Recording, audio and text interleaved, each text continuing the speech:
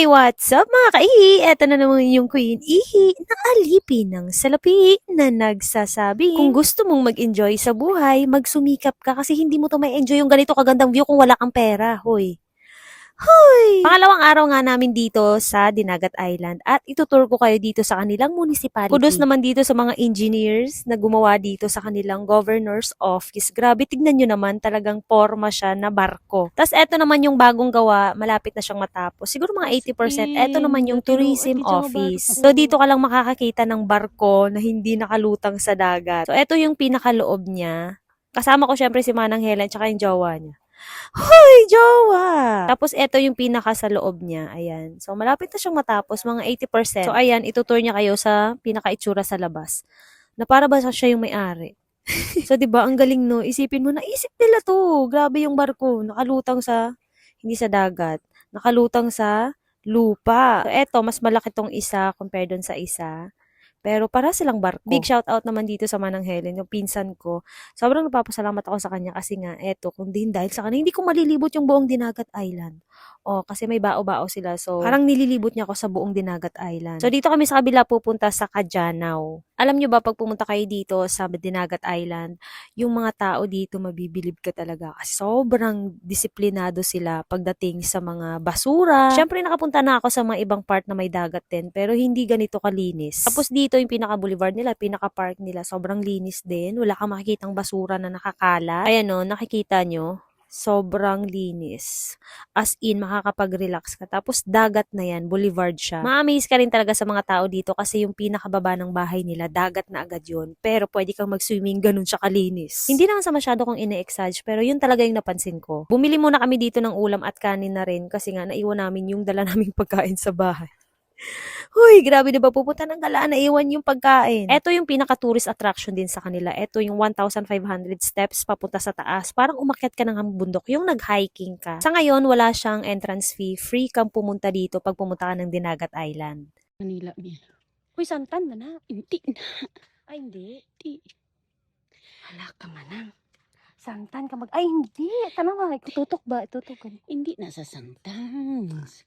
Amo na sa ang kahoy sa bukid. Oh, wild. Why na Hikap. yan? Ay, hikap ko ha. Hikap ko na, may kay ka. Ato. Ang tawa ila ba lang. Ato ang sakaon niya ay ko ay. Ambot lang. Bahala ka da. Diri lang ko sa ubos. So, ayan, aakyatin natin yan sa taas. Sabi, 1,500. So, ayan. Tignan natin dito sa relo. Ayan, mag-set tayo. Kung ilang steps tayo. Ay, ko na lang. Ha? Manghi ko? Grabe, hindi ko daoy. Dito lang ako sa babaw. Let's go! Kaya natin. Bigla ang hike. Balik na po ha. Wow, wow, wow, wow, wow. Tingnan niyo naman.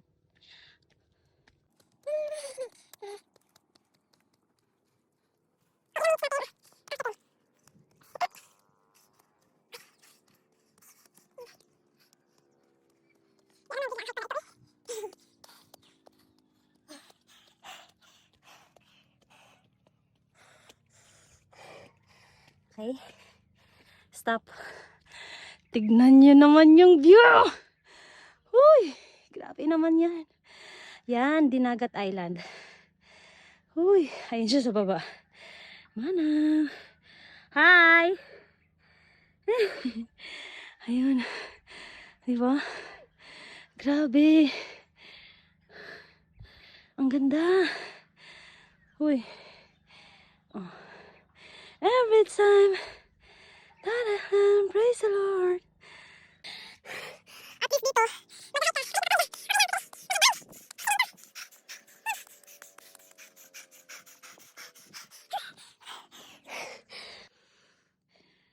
wag muna tayong umuwi. Dito muna. Ayun pa yung akyatin natin. Ayan. Nakita niyo yung pawis ko? Diba? Umakyat tayo ng bundok. Tignan niyo naman, ang taas. Diba? Parang umakyat ako ng Mount Kiamo. Sobrang taas. Diba, nagpakla, biglang nag-hiking. Pumunta ng Dinagat Island. Nag-hiking. Nang nakadress. Tignan nyo naman. Diba? Hiking na nakadress. Ay, nako. Pero, worth it ang pagod. Mabilis na lang to pagpababa. Mabilis na lang. Ayan. Akala ko kasi, yun na yung peak. Pag nakarating na ako dyan, akala ko yan na yun. Diyos mio, Marimar, andun pa. Nakita niyo? Wait lang, ayun, ayun. Ayun, nandun pa sa kabilang bundok. So, ito yung unang bundok kasi. Parang bali, magta-traverse ka ng, para marating mo nandun pa. Hindi pa nga, actually, hindi pa siya tapos. Tignan nyo. Hanggang dun, di ba? Hindi siya tapos. So, pag diniretso ko pala to, ito. Pag diniretso ko yan, tatawid ako dun sa kabilang bundok pa. So, bababa pa ako ng ganun, tapos tatawid pa ulit. So, kung mag-hiking ka, kung gusto mo pumunta dito sa Dinagat Island, pwede kang mag-side trip ng hiking.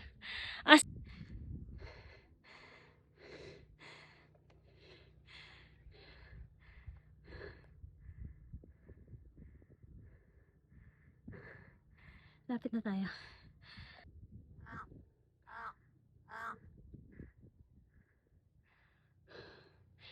Okay. Hindi ako didiretso kasi parang pinipigilan niya ako. Kaya hanggang dito lang tayo. Balik na tayo. Yung baka.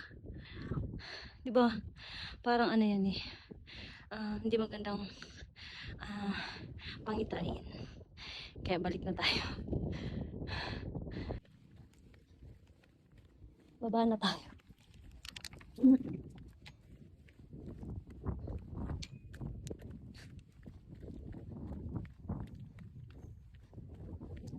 Ano tayo? Huwag muna tayo umuwi. Dito muna. Pagbaba ko ng bundok, kumain na muna kami dito sa Boulevard. Pagkatapos namin dito, pupunta pa kami dun sa beach. Tapos pupunta kami dun castle. O, di ba? Wala. Hindi kami magpapahinga. Hindi uso sa amin yun. Huy! Kaya, ayun, okay na yan. Salamat ya. Nag-ano ka na? Wala pagbiling itong kwan. Huwag gibiling itong. Wala. Naadiri man. Di ba? Hala, nice ka ay. Ulo, puti ko ay yung sa. Ay,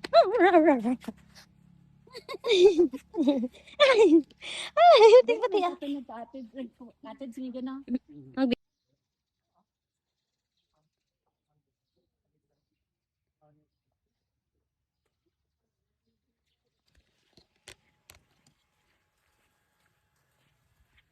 Malakat kami.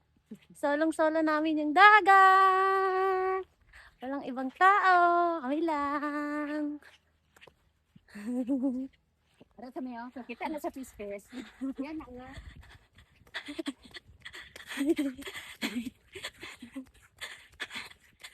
Da.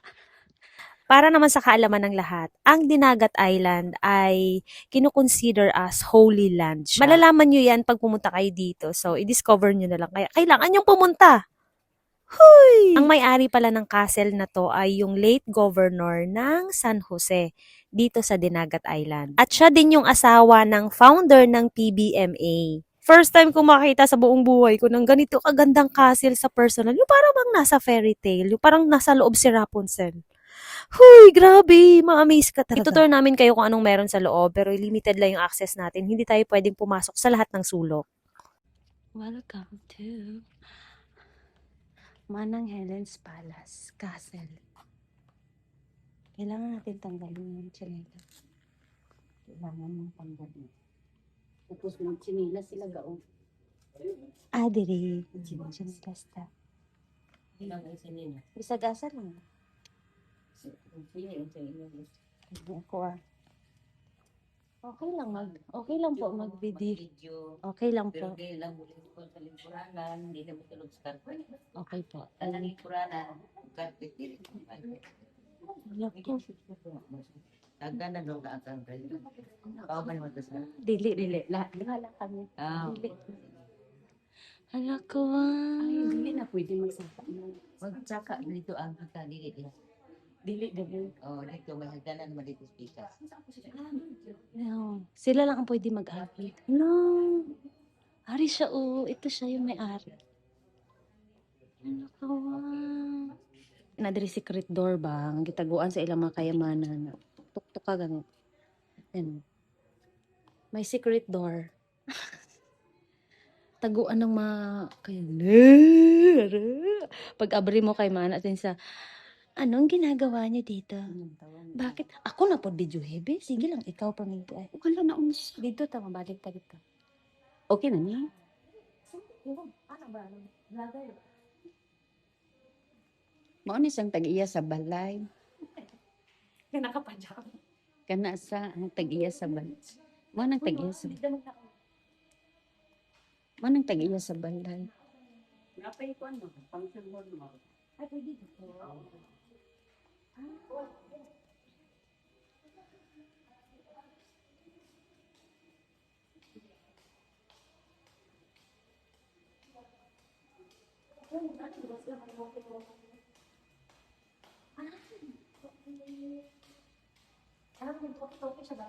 Ako kape. Pwede dire ka panaog.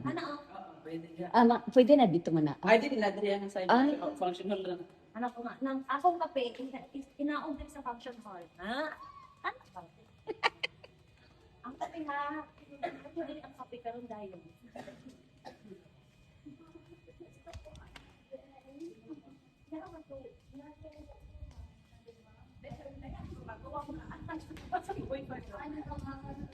Lubugnawa ka. Oh.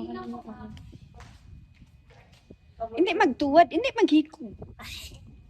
Oh. Natin i-view